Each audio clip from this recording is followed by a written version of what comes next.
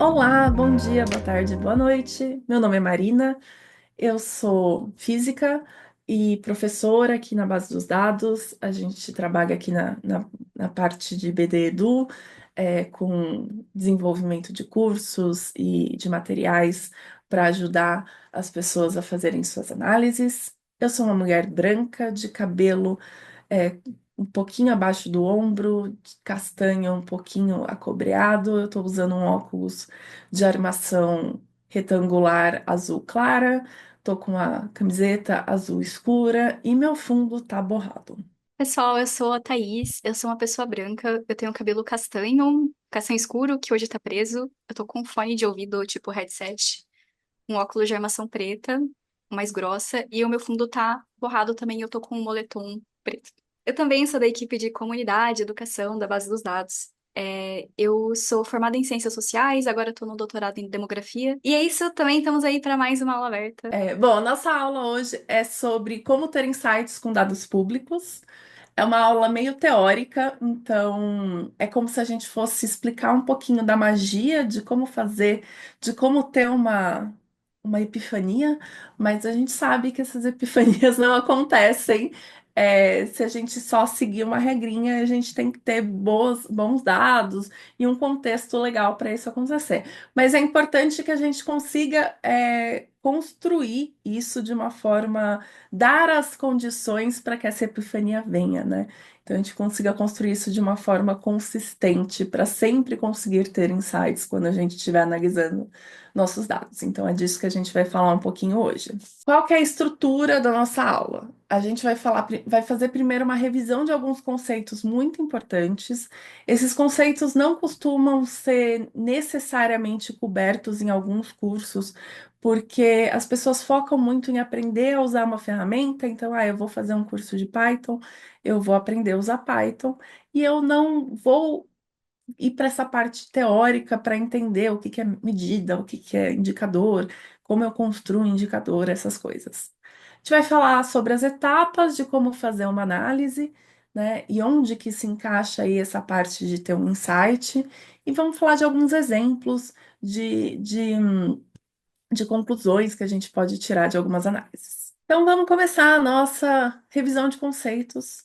E eu queria começar pelo mais básico de tudo, que é definir o que são dados, né? Dados são registros de observações, de medidas, de fatos, de coisas que a gente pode, bom, registrar, né? Quando a gente organiza todos esses registros, a gente tem um conjunto de dados que pode ser analisado, né? Seja de forma qualitativa ou quantitativa, mas a gente pode analisar e chegar em resultados e insights, que é o que a gente quer fazer aqui.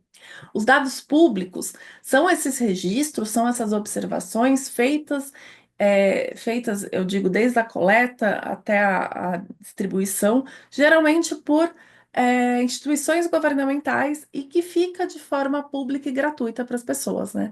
Então, os dados que a gente vai citar aqui, que a gente vai mostrar, são todos dados públicos.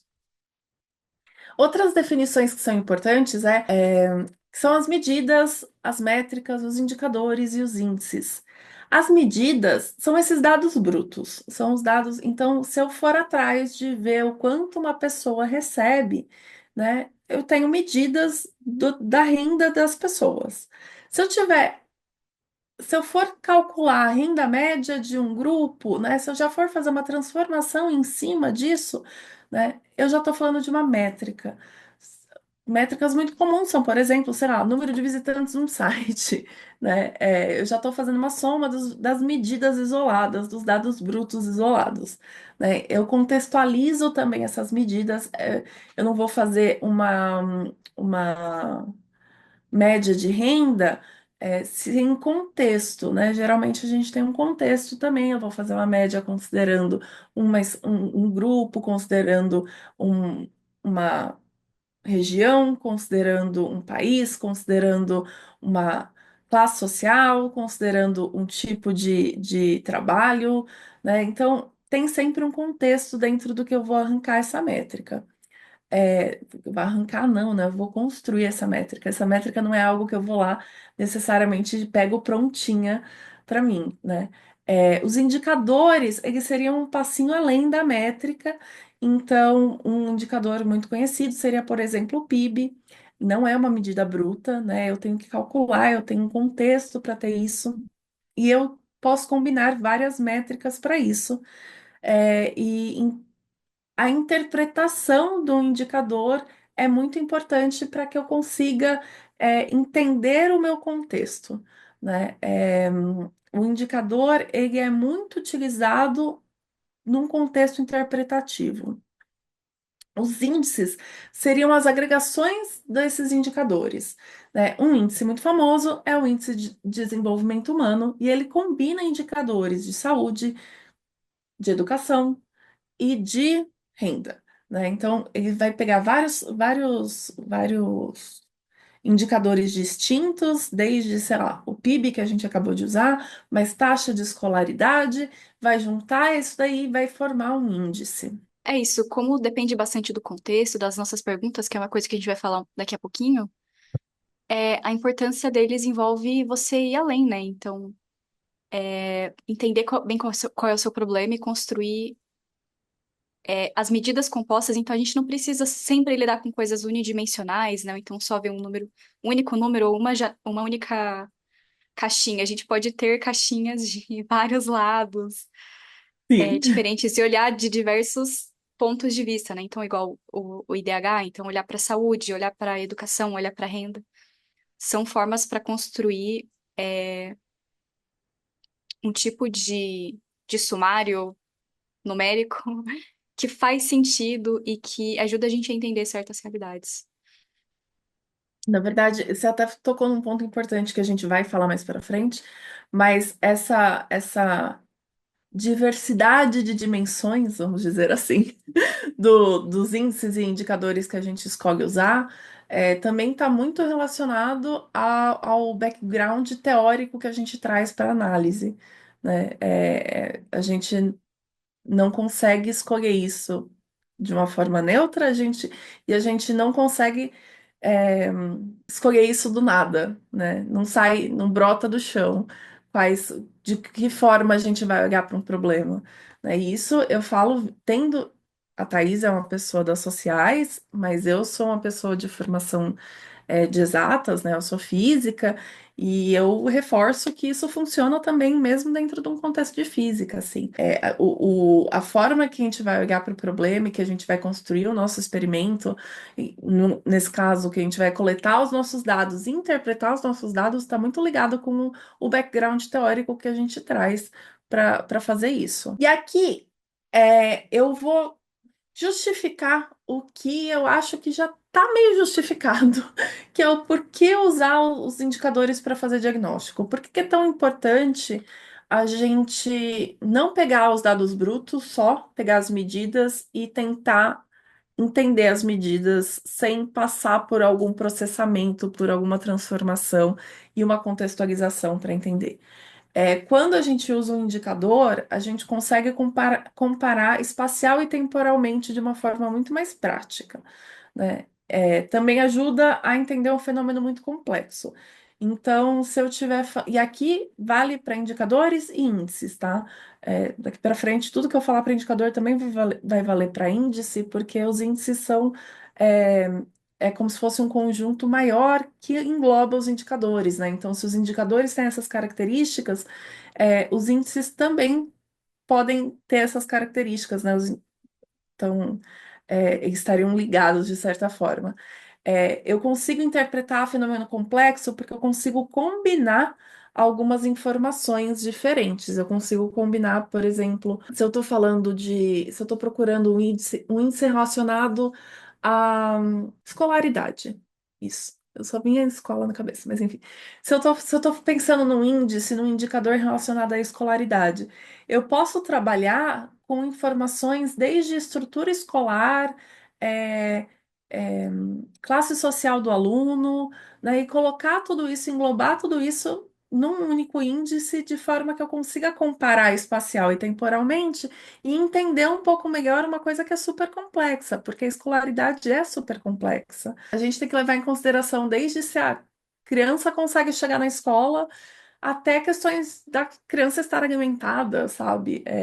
A estrutura escolar, se tem professor na escola, então tem muita informação que pode estar ali. Obviamente, você não vai colocar todas as coisas num indicador só, porque não dá para a gente abranger o mundo todo, mas você vai escolher o que priorizar para interpretar um fenômeno extremamente complexo. O uso de indicador ajuda na decisão, a tomar decisão política com base em evidências, porque os indicadores, eles são transformações diretas às medidas que a gente tem, né? A gente não trabalha com indicador de uma forma como resultado de um modelo necessariamente. Eu estou fazendo uma transformação, eu estou fazendo uma interpretação em cima do que eu tenho de realidade. É uma demonstração da minha realidade e eu posso tomar decisões em cima disso de uma forma mais fundamentada, considerando que isso é uma evidência de fato, né? E eles apoiam as análises ex ante, que são avaliações prévias de políticas públicas antes da sua implementação. O uso de indicadores é extremamente utilizado nisso. Eu dei uma boa pesquisada em análise ex ante, graças a Thaís, porque antes dela eu sequer sabia o que significava isso. E você não tem nenhum tipo de análise desse tipo praticamente feita sem uso de indicadores, assim. É essencial.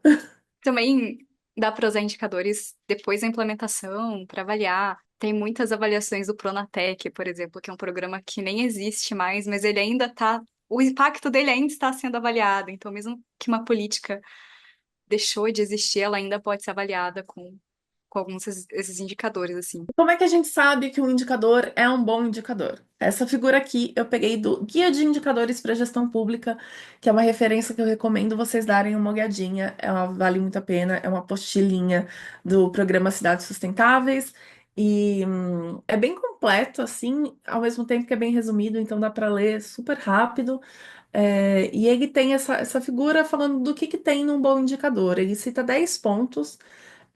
Você não vai ver necessariamente esses 10 pontos em todos os lugares, mas tem algumas coisas que todo mundo coloca como essencial, então é indiscutível e que estão aqui. A primeira delas tem que ser verificável, né? Então eu tenho que ser capaz de verificar aquele indicador, de ir atrás dos dados e reproduzir aquilo, né?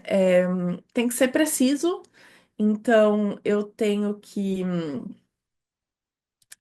conseguir pegar aquela medida de boa qualidade e ter um resultado de boa qualidade. Não adianta eu ter uma pesquisa, uma coleta de dados de boa qualidade, dados de boa qualidade e sair com um indicador mais ou menos bom. Não, esse indicador tem uma incerteza muito grande, né? Então não é um bom indicador. Se você fez um indicador que envolve uma incerteza muito grande, considerando a qualidade dos dados que você tem, talvez seja melhor você refazer, remontar, repensar esse indicador, né? Ele tem que ser capaz de ser medido, então eu tenho que considerar os dados para a construção como dados disponíveis, eu não posso fazer com dados que são só eu tenho. Então, aqui cabe muito a questão dos dados públicos, né? A gente construir indicadores com dados públicos são ótimos, mas eu posso construir um indicador dentro do contexto da minha empresa, só que eu tenho que ter esses dados disponíveis sempre que eu precisar recalcular esse indicador, né? Não adianta eu querer calcular, usar um indicador com dados que só determinado departamento tem. Tem que ser de fato, opa, tem que ser relevante, ele tem que ser útil e pertinente. É, Basicamente, não adianta eu fazer um indicador só por fazer um indicador que não tem relação com o meu contexto. Ele tem que ser fácil de interpretar.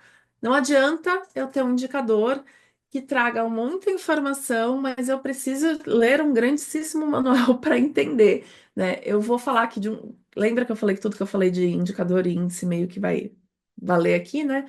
Mas no IDH, quando eu falo do IDH, a gente não precisa ter uma compreensão muito grande de todo esse contexto que é utilizado para calcular um IDH.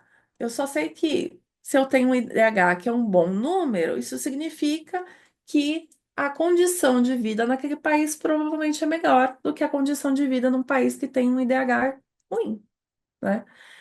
Então, é uma interpretação relativamente fácil, ainda que eu possa aprofundar, claro. Ele tem que ser confiável, os resultados têm que ser consistentes. Então, se eu calculei uma vez e tive um resultado, eu calcular de novo, eu tenho que ter o mesmo resultado. Ele tem que ter variações, é, que fazem sentido, né? Então, eu não posso ter nada muito caótico no meio. Por caótico, eu digo algo de fato caótico, como a gente conhece. Coisas caóticas dentro da física, né? Ele tem que ser monitorado. Então, eu não vou usar um indicador dentro de uma política pública, calculando ele uma única vez e falar, olha, é por causa desse indicador assim que a gente vai fazer isso e ponto final. Né? A gente vai calcular novamente para ver se está tendo resultado, se não está tendo resultado, a gente vai calcular novamente para ver se a implementação daquilo que eu propus tem impacto, né? Então, tem toda essa questão de ser algo que vai ser permanentemente colocado em manutenção. Cada vez que eu tenho novos dados, que eu faço novas medidas, eu tenho que recalcular, eu tenho como recalcular, eu posso recalcular, não tem grandes é, variações, não tem grandes surpresas, né? Então ele vai ter um funcionamento conhecido nesse cálculo do índice e do indicador, e eu vou usar ele novamente dentro desse contexto de aplicar política pública, de aplicar alguma política dentro da minha empresa, de mudar ou não mudar alguma cultura dentro de algum contexto. E tem que ser econômico, isso é importantíssimo, principalmente se você estiver falando de de órgão público, mas se estiver falando também de empresa privada, faz todo sentido, porque você não pode, putz, não, para eu calcular esse indicador, eu tenho que fazer um censo todo ano. Não dá. Fazer um censo, gente, é caríssimo, é muito caro. Imagina que você tem que passar em todas as casas desse país, né? É bem caro. Então você não pode, eu não posso usar esse indicador o tempo inteiro, né? Eu tenho que lidar com algo que seja pouco custoso para eu conseguir fazer o cálculo. Então, eu não vou fazer grandes pesquisas que vão colocar meses pessoas em campo para fazer as medidas, e aí daqui 2 meses eu tenho que mandar as pessoas de novo, 2 meses tem que mandar pessoas de novo, e ela não dá. Né? Então, você tem que ficar de olho em da onde vão sair essas medidas para o cálculo do seu indicador. Tem que ser acessível. Se eu estou trabalhando principalmente com política pública, todas as pessoas envolvidas têm que ter como acessá-lo, tá? É uma coisa muito relacionada a dados públicos, ter indicadores públicos também. E tem que ser comparável, né? Eu tenho que poder comparar esse indicador. Então, se eu penso no indicador para a cidade de Sorocaba, por exemplo, o IDH municipal, né? E eu quero comparar com a cidade de São Paulo, eu não posso usar um IDH municipal que é calculado de um jeito diferente, né? Para eu poder comparar, eu preciso ter uma estrutura robusta de forma que eu saiba que eles vão ser calculados da mesma forma. E na falta dessa informação, o que que a gente faz? Não sei. Você tem que organizar de forma que seu resultado seja comparável. Senão ele meio que perde. Não tem por que eu ter um IDH municipal se eu só vou comparar Sorocaba com Araçoiaba da Serra, que é aqui do lado. Eu quero comparar com todas as cidades do estado. Se é para ter um par só de cidade comparável, não faz sentido eu ter um IDH municipal, por exemplo. Tá? Os tipos de indicadores, eles podem ser quantitativos e qualitativos, analítico e sintético, descritivo ou normativo, estoque performance e temático. Tá? São classificações diferentes, a gente pode usar qualquer tipo dessa classificação. Os temáticos são indicadores focados no assunto, né? Então, eu vou fazer um indicador do tipo Índice de Segurança Alimentar e Nutricional. Está focado em alimentos e nutrição, né? É um índice, eu vou usar métricas relacionadas a isso, então tá tudo relacionado a esse tema. Eu posso ter quantitativos ou qualitativos. Aqui eu estou considerando indicadores objetivos ou subjetivos, né? Os qualitativos tendem a estar mais ligados a essa subjetividade da minha medida. E aí eu posso dar bom. Eu vou dar o exemplo do quadro, claro, que saiu de uma apostila muito interessante, inclusive, a referência está aqui nos slides, mas um indicador quantitativo seria o número de pessoas com deficiências beneficiárias do BPC. E aí, um qualitativo seria o índice de qualidade de vida das pessoas com deficiências beneficiárias do BPC. Então, o índice de qualidade de vida traz aí consigo um grau de subjetividade, né? Eu vou definir esse indicador, vou falar que dentro desse range eu tenho uma qualidade de vida boa, uma qualidade de vida ruim dentro desses resultados, mas o que eu classifico como boa e como ruim traz consigo uma certa subjetividade, não é algo necessariamente objetivo, ainda que eu possa ter um resultado numérico com cara de objetiva dentro desse índice. Ele pode ser analítico ou sintético.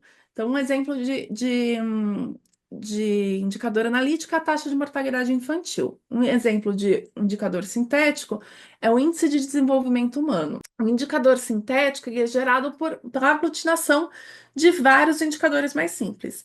Um analítico ele é diretão. Taxa de mortalidade infantil é taxa de mortalidade infantil, é um cálculo só e sai ele. E pode ser descritivo ou normativo, né?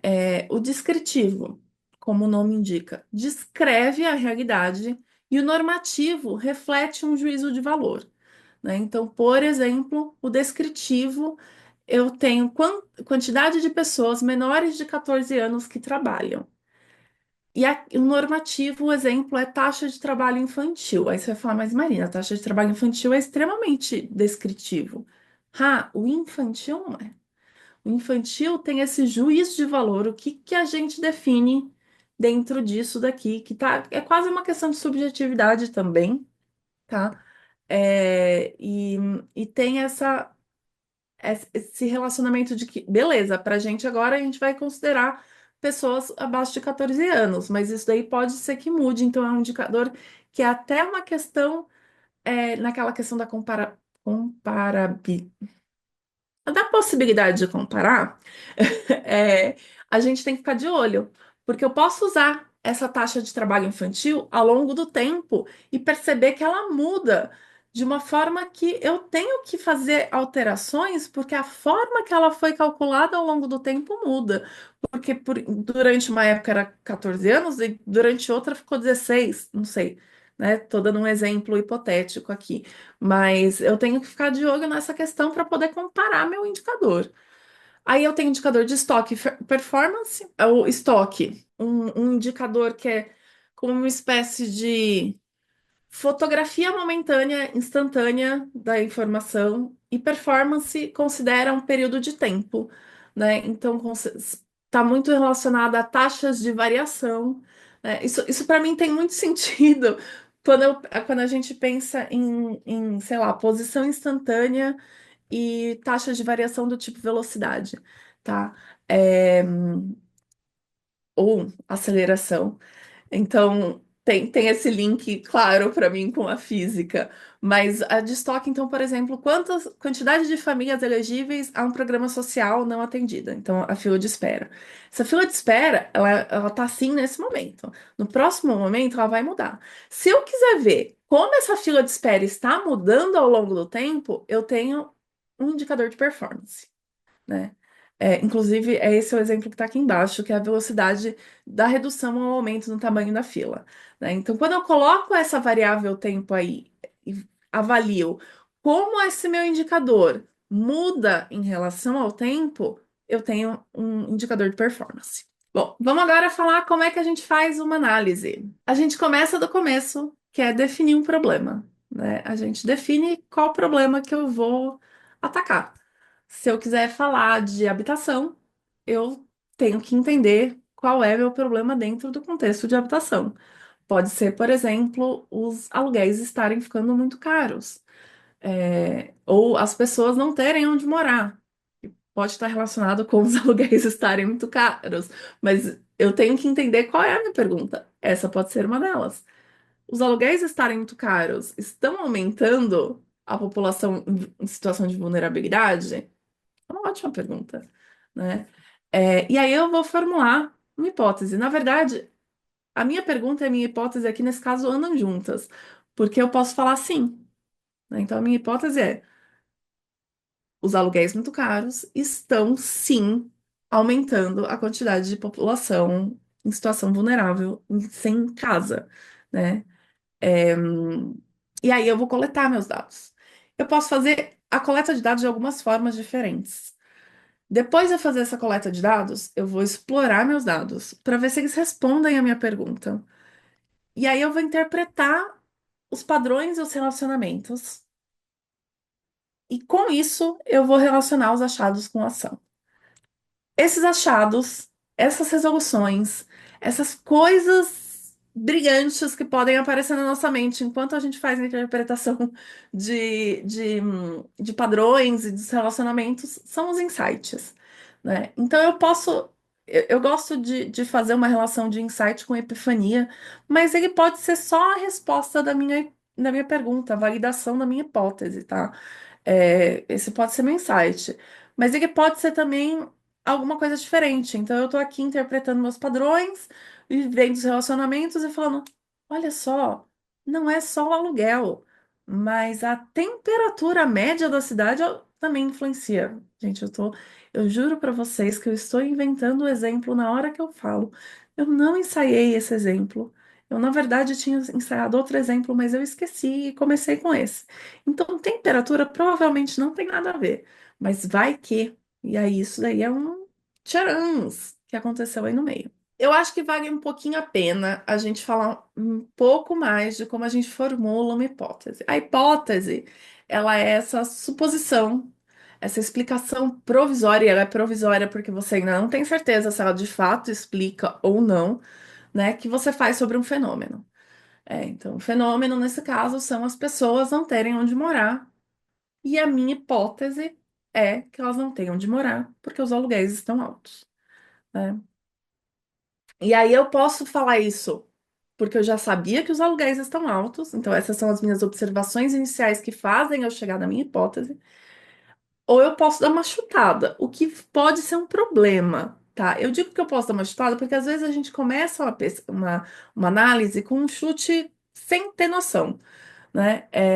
Então, eu falo que meus aluguéis estão altos e aí eu vou lá e vejo que de fato eles estão altos. Mas aí eu posso falar que meus aluguéis estão altos e descobrir que na verdade eles estão baixando. E aí eu vou gerar uma outra hipótese em cima disso. Mas no começo, nem sempre a gente teve acesso a muito dado para formular uma hipótese muito robusta. A gente pode estar aberto a mudar um pouquinho a nossa hipótese no meio do caminho, tá? É, claro, dentro desse contexto, eu estou mudando a hipótese dentro de uma análise só, né? Eu não vou mudar a hipótese, as pessoas não têm casa porque os aluguéis estão altos, para as pessoas comem arroz e feijão porque tá calor, né? Aí eu estou mudando minha pergunta, eu estou mudando todo o meu escopo, eu estou mudando de pesquisa, eu estou falando de mudanças, de pequenas alterações. E aí, como é que a gente formula? A gente delimita a pergunta, então a minha pergunta está relacionada a por que as pessoas não têm onde morar. Eu observo o contexto, então, meu contexto é basicamente eu vi que os aluguéis estão altos, porque, bom, vivo na cidade, pago aluguel, comecei a procurar onde morar porque não estava mais dando onde eu estava, ou porque eu tive acesso a dados, e aqui nem teria que ser dados muito grandes, uma base de dados muito grandes, eu só dei uma pesquisada na internet e tive acesso a esses dados de que os aluguéis estão mais altos, e tá bom. Aí eu pesquiso a teoria. Aí eu vou entender qual é a relação que já está documentada entre essas coisas, principalmente dentro desse meu exemplo, que agora que eu pensando bem, foi um ótimo exemplo nesse contexto, porque é algo extensamente pesquisado. Então eu não vou propor uma coisa que está completamente fora da teoria, completamente fora das evidências já coletadas, completamente fora de explicações já existentes, eu preciso estudar teoria, né? E isso é uma coisa muito importante sempre que a gente está falando para cientista de dados, que é uma coisa que falta bastante também. A gente não pode se apegar à ferramenta. Se eu estou analisando um tipo de dado, então, por exemplo, vou dar um exemplo prático da minha vida real agora, no momento que estou gravando. Eu estou falando de dengue. Eu estou estudando dengue porque eu estou produzindo coisas com dengue, uma análise com dengue, né? Já saiu no mês passado uma newsletter na base dos dados sobre dengue. Vai sair uma próxima newsletter sobre dengue também. E a gente teve que estudar assunto de dengue.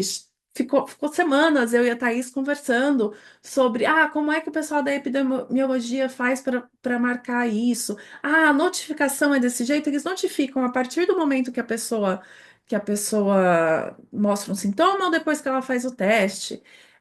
A gente foi atrás de entender como é que funcionam os ciclos da dengue ao longo não só olhar os dados direto, mas teoricamente, né? Ao longo do tempo, que o pernilongo tem a ver com a história do ponto de vista do meio ambiente, como é que o meio ambiente mudando está alterando o ciclo de vida do pernilongo. Então, esse tipo de coisa faz parte do estudo que você tem que fazer para poder fazer a sua análise. Então, não foque só na ferramenta em seguir um algoritmo de agora eu fiz isso, agora eu faço esse gráfico, agora eu chego a essa conclusão. Aí você avalia todos os dados disponíveis, né? Então, também não adianta eu partir de uma hipótese e falar, não tenho dados dos valores de aluguéis disponíveis. Então, minha hipótese não vai poder ser testada, né? Eu vou pensar numa outra hipótese com os dados que eu tenho e aí eu vou relacionar essas coisas. É, Proponha uma resposta para sua pergunta, considerando as informações disponíveis, o contexto e as teorias relacionadas. Então, agora você junta tudo. Agora é o momento que você junta o que você estudou, junta o que você tem de dado, junta o que você tem das informações do contexto atual, e aí você formula uma hipótese, né? Então, aqui é a parte em que você coloca seu cérebro para funcionar de verdade e pensa em algo que faz sentido, né? Você vai identificar as variáveis envolvidas, indicar as relações entre as variáveis e escrever uma hipótese de forma declarativa. Isso daqui é bem importante. Você tem que ser capaz de colocar essa hipótese para teste de uma forma declarativa. Isso te ajuda muito a delimitar o que você está estudando. Senão, eu posso só virar e falar assim: eu estou estudando porque que as pessoas não têm onde morar. Maravilhoso! Isso é um estudo que vai durar anos. Você não vai conseguir focar num único parâmetro. Você vai Tem 1 milhão de parâmetros para analisar. Como é que você vai determinar qual que é mais relevante, qual que é menos relevante? Então, e essa pesquisa, se for desse jeito, ela nunca vai terminar. E agora eu falo de conhecer muita gente no meio da pesquisa. Pesquisas já são muito difíceis de serem terminadas. Se você tem uma não hipótese, né? Se você está só estudando algo sem estar testando uma hipótese especificamente, a chance de você nunca ver fim é tipo 100%, né? Então, declare essa hipótese de uma forma clara e objetiva. Eu A minha hipótese é: as pessoas estão sem lugar para morar na minha cidade, porque nota que eu estou inclusive delimitando espacialmente aqui, tá? E temporalmente, porque eu já estou usando o estão no presente. Então, as pessoas estão no presente, sem lugar para morar na minha cidade, porque os aluguéis estão altos. E agora é isso que eu vou testar, né? E aí agora eu desenho um experimento, e esse experimento pode ser de fato um experimento em que eu tenho que pôr peças no lugar. Isso daqui vale para ciência de verdade. Não que ciência de dados não seja ciência de verdade, você entendeu, né? Ciência palpável, quero dizer, a que você põe a mão, né? Mas a que você não põe a mão, a parte mais lógica também vale. E, você desenha um experimento ou um estudo, e o foco desse experimento que você está desenhando é testar a sua hipótese. Ia ser muito legal, às vezes a gente coloca a hipótese para pesquisas mais né, TCC ou um relatório, mas é muito útil usar essa ideia de hipótese em qualquer coisa que a gente for fazendo, né? Mesmo para estudo descritivo, assim. Então, a Mari estava comentando da pesquisa sobre a dengue que a gente estava fazendo, então a primeira parte foi bastante descritiva, mas nesse momento a gente começa a pensar em perguntas, né? Então, o que que pode estar causando esse surto de dengue? Daí nessa você começa já a entrar no território de formular hipóteses e tal. Então, eu sei que provavelmente em contexto de empresas, hipótese deve ter um outro nome, mas é muito pensando nessa ideia de eu tenho aqui esse cenário, eu tenho que geralmente a gente parte de um ponto de vista de descrição, né? Mas que dá rumo a essa tentativa de explicação, essa tentativa de entender o que está acontecendo, que geralmente leva para chamadas de ação, leva para tentar dar um diagnóstico. Então, tirar o medo da hipótese e colocar ela como essas tentativas de explicação depois que a gente saiu de um cenário de descrição, e assim por diante, pode ser aplicado em qualquer estudo, mesmo um pequeno, um artigo que você faz para o Medium, ou uma outra coisa, né? Um TCC, você está avaliando a sua empresa. O Alex está falando. Enfim, é bastante útil. Vamos falar agora rapidamente das etapas da uma, do que a gente tem que fazer, né? A gente primeiro coleta e prepara os dados. A coleta pode ser feita através de questionários, de entrevistas ou de medidas diretas, né? Que exemplo que eu dei, por exemplo, de número de visitantes no site é uma medida direta que a gente faz só pegando quem entrou no site. Mas se eu estiver fazendo uma pesquisa de satisfação, eu vou fazer um questionário, né? É, e aqui é muito importante que você tenha fontes confiáveis para sua pesquisa, né? Para sua coleta de dados. Se você não tem dados confiáveis, você não tem resultados confiáveis. Esses dois primeiros são os principais. A gente tem o IBGE e o INEP, que tem uma quantidade louca de dados. Tem o DataSUS também, tem muitos dados relacionados à saúde. E tem vários órgãos federais que têm dados da saúde. Então, por exemplo, a ANP vai ter dados relacionados a valores de gasolina e álcool e outros derivados de petróleo, combustíveis no geral. É, a gente vai ter dados da Câmara dos Deputados, né, de vários ministérios. Então, existe uma quantidade imensa de dados ali. Também dados de secretarias estaduais e municipais. Eles podem disponibilizar vários dados aí. E aí tem um pequenininho problema que é não existe uma uma não é regularização, uma padronização de como e quais dados cada secretaria de cada lugar vai publicar, né? Então, sei lá, eu estou falando de habitação, né? Dentro do meu exemplo de habitação, é, eu quero falar de Sorocaba, mas eu vou fazer um comparativo com uma cidade do mesmo tamanho. Lembra que eu tive aquele insight louco da temperatura? Então, eu vou fazer um comparativo com uma cidade do mesmo tamanho que tem as mesmas é, temperaturas médias de Sorocaba na mesma época do ano e que tem, beleza, mesmo tamanho, né? Mesma quantidade, mesma população, várias características parecidas, só que é outra cidade. Então, eu vou pegar dados relacionados à habitação de outra secretaria municipal. Podem vir dados completamente diferentes, né? De formas completamente diferentes. E aí a gente vai ter que lidar com essa diferença para organizar, para poder fazer análise. É, e de fundações de pesquisa também.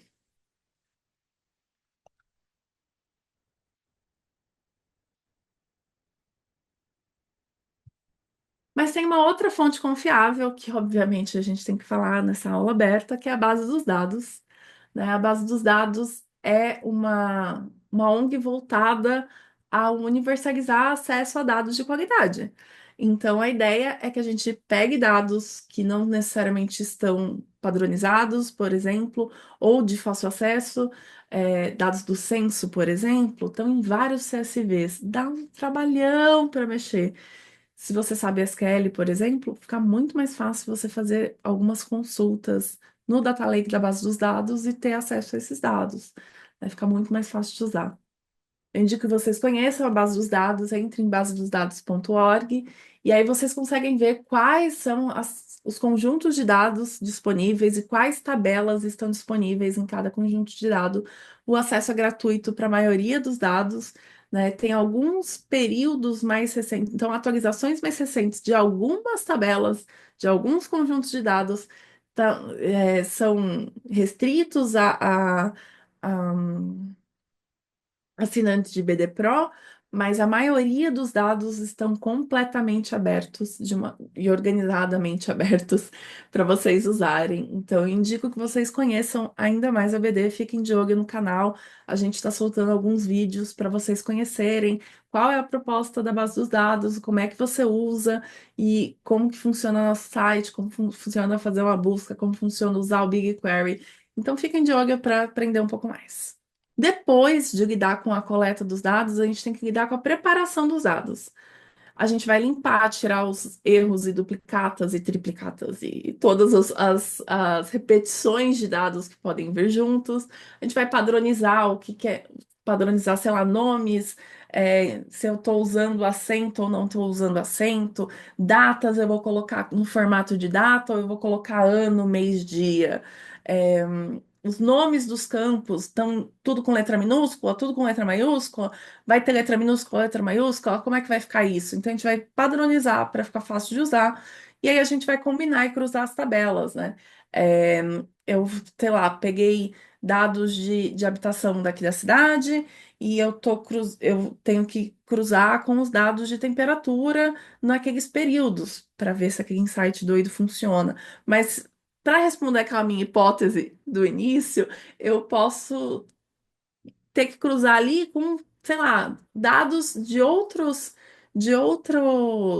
lugares, como por exemplo, os dados que eu peguei com o valor do aluguel que estão oferecendo em cada casa.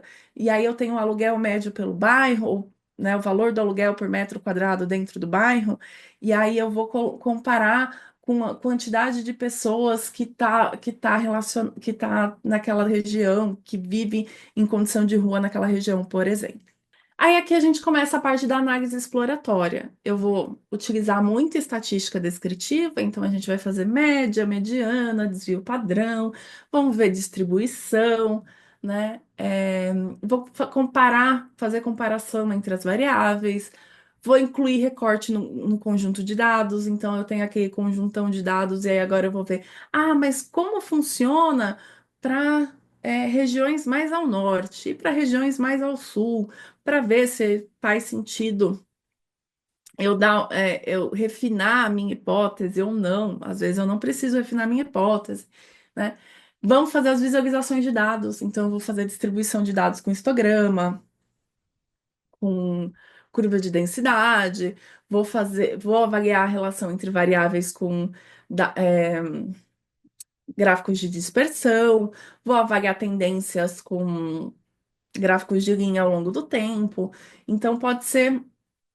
Essa é a parte em que a gente suja as mãos mexendo nos dados, né? E aí a gente trabalha, trabalha, trabalha e começa a entender como é que eles estão, o que que pode ser feito com eles e o que que eles estão indicando para a gente. Depois e durante, enquanto a gente está fazendo essa análise exploratória, vem essa parte de insights e ações, né? A gente vai observar quais são os padrões relevantes. Qual é a conexão dos dados e dos indicadores que a gente está usando com o contexto? Qual é a resposta da pergunta inicial? Ou seja, a gente vai validar ou não a nossa hipótese. Essa é a principal parte da nossa análise, né? E aí é bom lembrar que um bom insight orienta a decisão, propõe soluções e revela relações que não estavam evidentes. É, eu posso ter a minha validação de hipótese, e nesse caso, ele é um bom insight porque eu consigo propor alguma ação em cima disso, né? Claro, a proposta de ação também está relacionada àquele background teórico que você traz.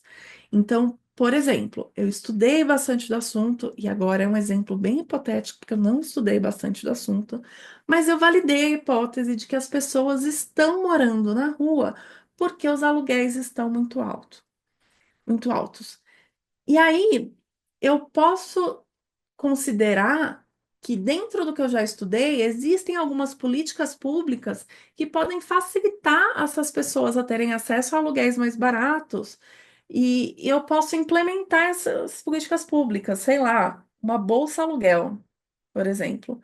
E aí eu considero o meu insight e eu tenho um chamado para ação, né? Olha, se eu quiser mudar essa minha esse meu indicador de moradores de rua, né? Moradores de rua não, pessoas em condição de vulnerabilidade morando na rua, se eu quiser mudar esse indicador, eu posso fazer essa bolsa aluguel, por exemplo.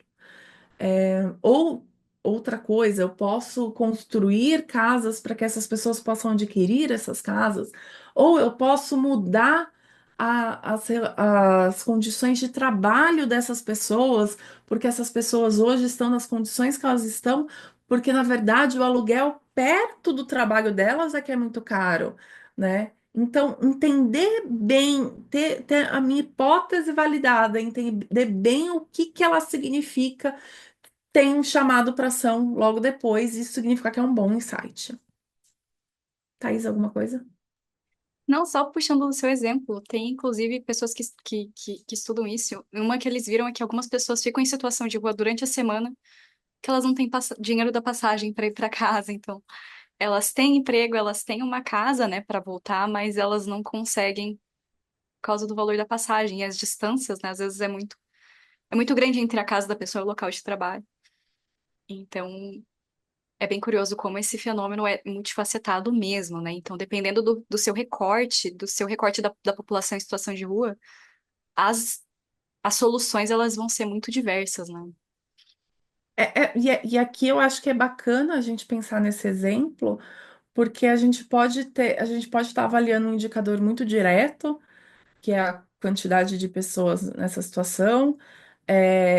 Ter uma hipótese muito específica tem a ver com o valor do aluguel, pode validar essa hipótese, tem a ver com o valor do aluguel, e não chegar perto da questão do transporte, né? Então, é bacana você considerar que você tem muito que fazer essa, como que é o nome? Esse estudo abrangente para poder vincular com outros resultados depois também, né? Senão você isola o problema e fala, não, o problema é esse, a solução é essa, pronto, acabou, né? E aí, então, avaliar um indicador por óticas diferentes, né, com lentes diferentes, é bem interessante, assim, porque tem mais, tem mais sentido dentro principalmente de políticas públicas, né?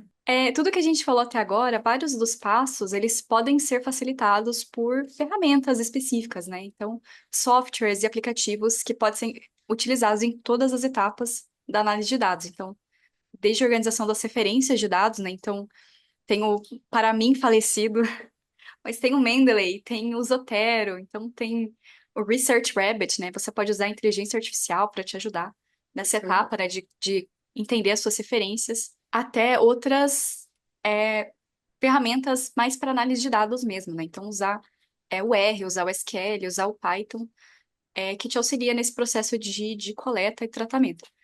É, não estou só fazendo merchan da firma aqui, da base dos dados, mas recentemente eu tive que analisar os dados do portal de dados abertos da prefeitura.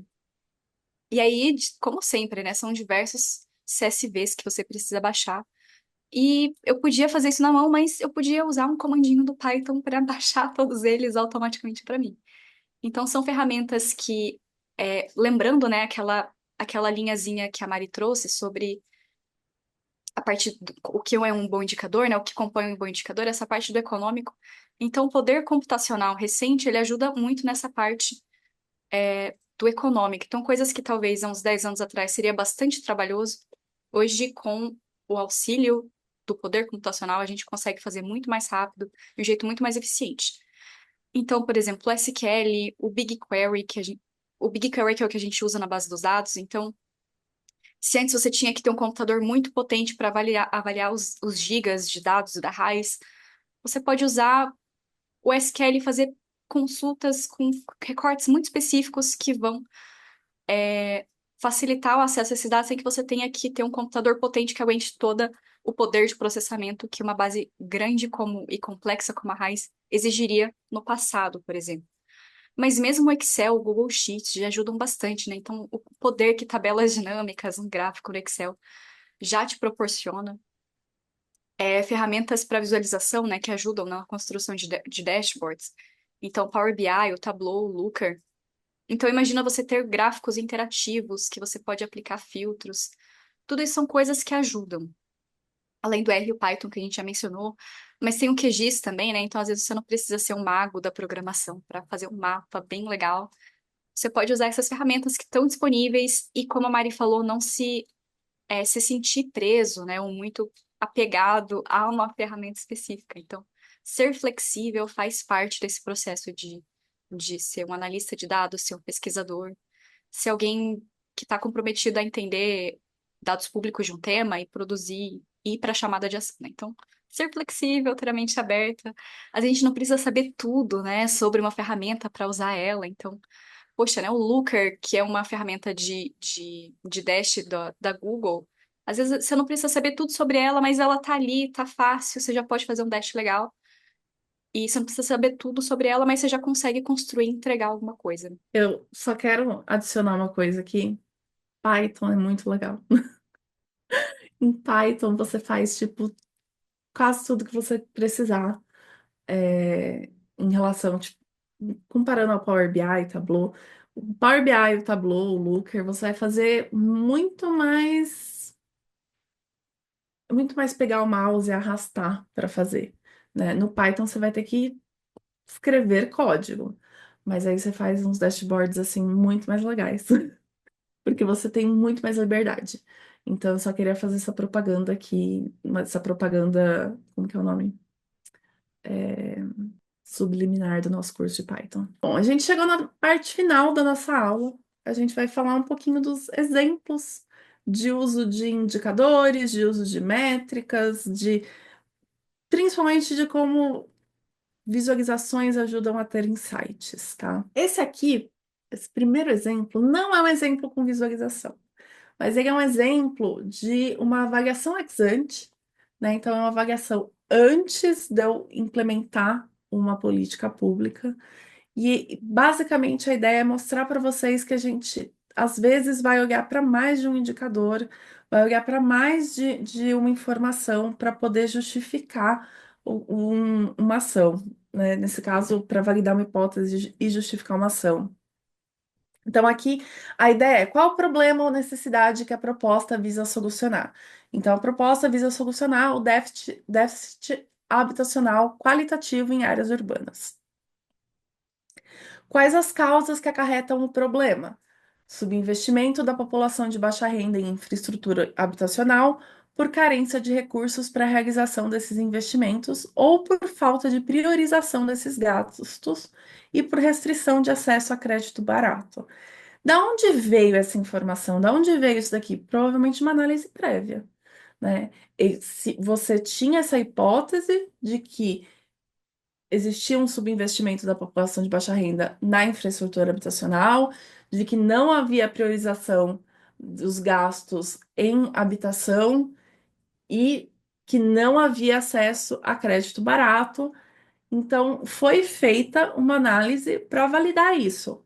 Eu não vou colocar isso como causa se eu não fiz uma análise para ter certeza, ou para pelo menos ter um indício de que isso é uma causa, né? Então, das grandes questões do insight é que o insight ele fomenta outras ações, né? Então, o insight aqui foi, por exemplo, a restrição de acesso a crédito barato. Você chegou a essa conclusão baseado em outra análise e você consegue falar, opa, agora sabendo disso, eu vou criar uma proposta para resolver esse déficit habitacional. Aí aqui, quais são as evidências da existência do problema na realidade brasileira? A inadequação das moradias, considerando o déficit qualitativo urbano de extensão urbana, exclui domicílios improvisados, rústicos e cômodos, e os domicílios próprios, pode ser evidenciada pelas seguintes estimativas, que foi que eu falei da análise prévia, que você vai usar para justificar o que você está fazendo. Então, aqui, adensamento excessivo de domicílios próprios, ausência de esgotamento sanitário, ele traz os valores disso, cobertura inadequada, ausência de banheiro exclusivo e total de domicílios inadequados com pelo menos um dos indicadores citados. Então, a gente usou esses indicadores para justificar uma ação posterior que não, eu não vou elaborar aqui, mas dentro dessa ação posterior, eles colocam uma meta de quantas habitações de interesse social entregarem para as pessoas, né? Mas essa ação veio de um insight que veio de uma análise. Então, aqui a gente tem uma análise do metro quadrado mais caro de São Paulo, que, por exemplo, poderia ajudar se eu estivesse fazendo aquela análise da habitação na cidade de São Paulo, eu poderia utilizar essa informação aqui, essa análise, para saber como é que está essa distribuição espacial do metro quadrado, do valor do metro quadrado na cidade de São Paulo. E você vê que as zonas centrais têm o metro quadrado mais caro da cidade, e quando eu estou indo para as periferias, né, quando eu estou indo para as pontas da cidade, eu tenho metro quadrado mais barato, em torno de 7.960 reais. Aqui, por exemplo, a gente está falando do destino da soja produzida no estado do Mato Grosso entre 1997 e 2023. O que é interessante aqui? A gente está lidando com uma época em que vários países estão sendo tarifados, e aí acordos comerciais estão sendo refeitos e repensados, e eu posso estar repensando em acordos comerciais e falar: bom, se eu sou uma vendedora de soja. Eu não preciso me preocupar, por exemplo, com os Estados Unidos, porque os Estados Unidos não é expressivo nessa situação, né? O que que é expressivo? É a China. A China, de fato, é expressiva. Então, se eu estou procurando um insight para entender como é que funciona o acordo comercial dentro do agro, dentro das vendas de soja, no estado do Mato Grosso, eu consigo, com uma visualização, falar: bom, quem importa mesmo é a China, o nosso relacionamento com a China, que é importante. E aqui eu vou só fazer um adendozinho. Para mim é um mega, não vou falar insight, epifania, mas é um mega surpresa que a gente venda tanta soja do Mato Grosso para os Países Baixos. Eu não esperava. É bem inesperado isso para mim. É que a gente está falando da distribuição de consultórios pediátricos e o número de crianças de 0 a 14 anos por município na região da Amazônia Legal em 2021. Essa é uma análise que eu acho muito, muito legal, muito triste também, porque dá para perceber que a situação não é muito boa, né? A gente tem alguns lugares que tem uma quantidade razoável de crianças, então, mas dá para ver que tem regiões que tem muitas crianças, na faixa de 60 mil crianças a 130 mil, e que tem poucos consultórios pediátricos, que tem menos de 25 consultórios pediátricos, né? Então, é bastante preocupante, principalmente depois poderia ter relacionado isso com as condições de Covid, né? Então, se eu quero incentivar o aumento do atendimento pediátrico na região da Amazônia Legal, primeira coisa que eu tenho que ver é como que é a distribuição, né? E aí a gente consegue ver essa distribuição e falar: ó, tá, mas nas capitais eles têm uma quantidade razoável, e quando a gente começa a ir para o interior dos estados não tem, então a gente tem que focar no interior dos estados, né? E tem que focar nas regiões fronteiriças. Eu tenho que, eu estou falando aqui, por exemplo, aqui a gente tem várias cidades nas fronteiras que não têm, né, consultórios pediátricos. Então, eu tenho que avaliar essas informações e entender como é que eu vou partir para ação considerando isso. E uma outra coisa importante também, que vale a pena mencionar, é um pouco sobre que não existe, né, neutralidade nenhuma na análise de dados e como pesquisadores, analistas precisam entender a sua responsabilidade em, na produção dos diagnósticos e nas chamadas de ações, né? Então a gente deixou de aqui uma referência que é uma análise sobre a reorganização escolar em São Paulo. Então, em algum momento, acho que foi antes da pandemia, né? Então, 2018, 2019, estava tendo um movimento da prefeitura de fechar escolas, e uma das justificativas foi a dinâmica demográfica, né? Então, foi justificado de que as taxas de fecundidade estavam caindo, então a demanda por escolas ia diminuir com o passar do tempo, e por isso justificaria o fechamento de algumas das escolas. Isso levanta várias questões, né? Então, uma medida, né? Então, um indicador, né? A taxa de fecundidade foi utilizado para justificar uma medida que é o fechamento de escolas, mas tudo isso precisa ser colocado mais em contexto. Então, por exemplo, né, como foi levantado no texto, então a taxa de fecundidade que importa não necessariamente é atual, mas é a taxa de fecundidade de anos atrás, né, de quando de fato as pessoas que teriam filhos iam ter filhos em idade escolar. Qual que é a distribuição, né, das crianças em idade escolar? Então, as escolas que vão ser fechadas, será que elas não estariam nas regiões em que ia ter mais demanda por escolas naquele contexto? Sem considerar também jovens e adultos que não necessariamente cumpriram a sua etapa escolar nas idades que eles deveriam e vão provavelmente ter que voltar para a escola em algum momento. Então, para mostrar como essa decisão, né, tão importante, né, que impacta tanto a vida das pessoas, que é o fechamento de escolas, ela precisa ser fundamentada por muito mais do que uma única medida, né? Então, talvez eles tivessem outras preocupações, então, de orçamento, destinação de recursos, mas a gente precisa ter bastante responsabilidade e ficar sempre de olho para entender como as decisões públicas são tomadas, e entender se eles estão usando indicadores, índices muito unidimensionais ou que não dão conta necessariamente de tudo que abrange aquela realidade. Ah, eu só vou reforçar que não existe análise nenhuma neutra. Não existe como fazer nada neutro. Você tem que ter noção que você está olhando dentro de um referencial que você já tem, né? Então, colocar isso em evidência não é nenhum problema, tá tudo bem. Só tem que considerar, dá para você diminuir os vieses, sem dúvida nenhuma, então deixar sua análise mais abrangente e tudo mais, mas ela ainda vai ter vieses, ela ainda vai estar sendo vista sob uma determinada ótica. Então, deixa isso bem claro sempre. E o último exemplo que a gente trouxe é o caso da dengue, né, e epidemias de dengue. E a gente, é o tema, né, da newsletter de março. A gente conversou com o Léo Bastos, que é o coordenador do Infodengue, e o link tá ali. E as arboviroses, elas são um tema muito relevante e sensível, né? E você precisa ter os números de novos casos de dengue o mais rápido possível para você entender onde esses casos estão, onde esses casos estão acontecendo, o que a gente pode fazer, que ações tomar. Então a prefeitura ela precisa interferir aonde, né? Ela precisa mandar lá as pessoas que vão investigar se as pessoas estão deixando água parada. Então é um assunto bastante urgente e ele precisa ter dados muito precisos. E o insight que é produzido é onde estão acontecendo os surtos e como a gente pode parar, né, ou prevenir esses casos.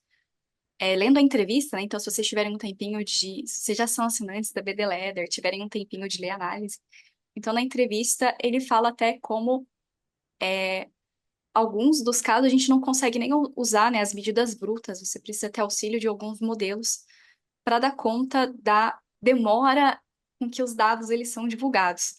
Então, mesmo que a gente consiga ter dados, a gente já tem dados no mês passado sobre a dengue, para quem está atuando no setor público e precisa prevenir, eles precisam ter dados de semana passada, de ontem. Então, os dados mais atualizados possível. Então, além, né, desses indicadores, eles têm até modelos para tentar entender o mais recente possível, onde os casos de dengue estão sendo notificados. E é isso. E a ação, né? A chamada para ação é hospitais, orientar, é, ter um investimento maior para campanhas de prevenção e assim por diante, para tentar prevenir e evitar epidemias de dengue, como a super gigantesca que aconteceu ano passado, e que quanto maior o número de casos, maior o número de óbitos também. Então, para evitar esse tipo de coisa. E, bom, eu vou comentar uma coisinha só. Vejam a nossa newsletter, ficou muito boa. Ela tá muito divertida, assim. Eu falo divertido porque eu gosto de fazer as análises e tal, mas o assunto é muito sério. Acho que é isso, eu espero que vocês